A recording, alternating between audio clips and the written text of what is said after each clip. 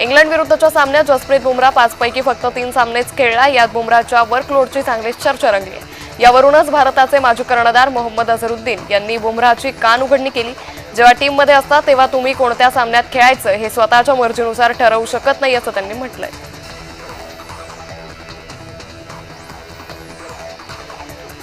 भारतीय क्रिकेट विश्वात खळबळ उडाली आहे। माजी भारतीय क्रिकेटपटू सुरेश रैना याला ईडीनं समन्स बजावलेत।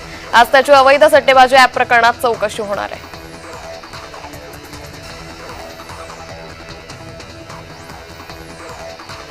दक्षिण आफ्रिकेनं ऑस्ट्रेलियाला डार्विन T20 सामन्यात 53 धावांनी पराभूत केलंय। मालिकेत आता 1-1 अशी बरोबरी झाली आहे। तिसरा सामना निर्णायक ठरणार आहे। दक्षिण आफ्रिकेच्या या विजयामुळे ऑस्ट्रेलियाची अपराजित मालिका खंडितही झाली आहे।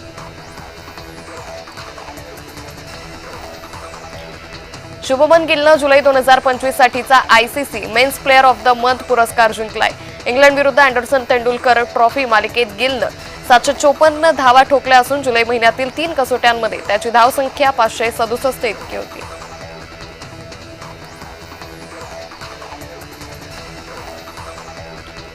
आशिया कप 2025 स्पर्धा 9 सप्टेंबर पासून सुरू होणार आहे। या स्पर्धेसाठी अवघ्या काही दिवसांचा अवधी शिल्लक आहे। आशिया कप स्पर्धेत कोणते खेळाडू असतील याबाबत चर्चा रंगली। शुभमन गिल आणि यशस्वी जयस्वाल या संघात असतील की नाही याबाबत चर्चांना उधाण आलंय।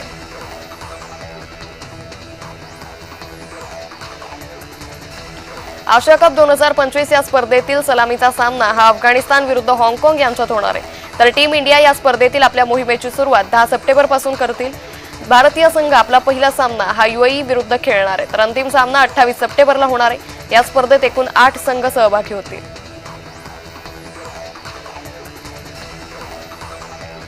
मुंबईचा नवोदित फलंदाज आयुष म्हात्रे बुची बाबू निमंत्रित क्रिकेट स्पर्धेत मुंबईचं नेतृत्व करेल।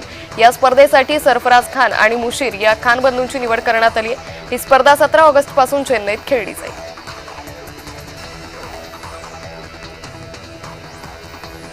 रोहित शर्मानं निवृत्ती घ्यावी यासाठी BCCI जोरदार प्रयत्न करते, पण रोहित शर्मानं आता BCCIला चोख उत्तर दिले।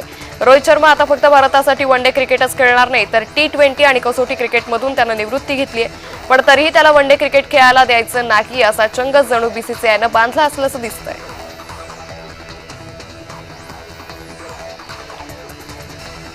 माजी भारतीय कर्णधार MS धोनीच्या 100 कोटी रुपयांच्या मानहानीच्या खटल्याची सुनावणी करण्याचे आदेश मद्रास उच्च न्यायालयाने दिले। गर्दी आणि गोंधळ टाळता यावा म्हणून धोनीचा जबाब ॲडव्होकेट कमिशनर मार्फत नोंदवला जाईल। 2013च्या IPL सट्टेबाजी प्रकरणावरील टीव्ही चर्चेदरम्यान त्याच्या विरुद्ध बदनामीकारक टिप्पण्या केल्याचा आरोप करण्यात आला होता।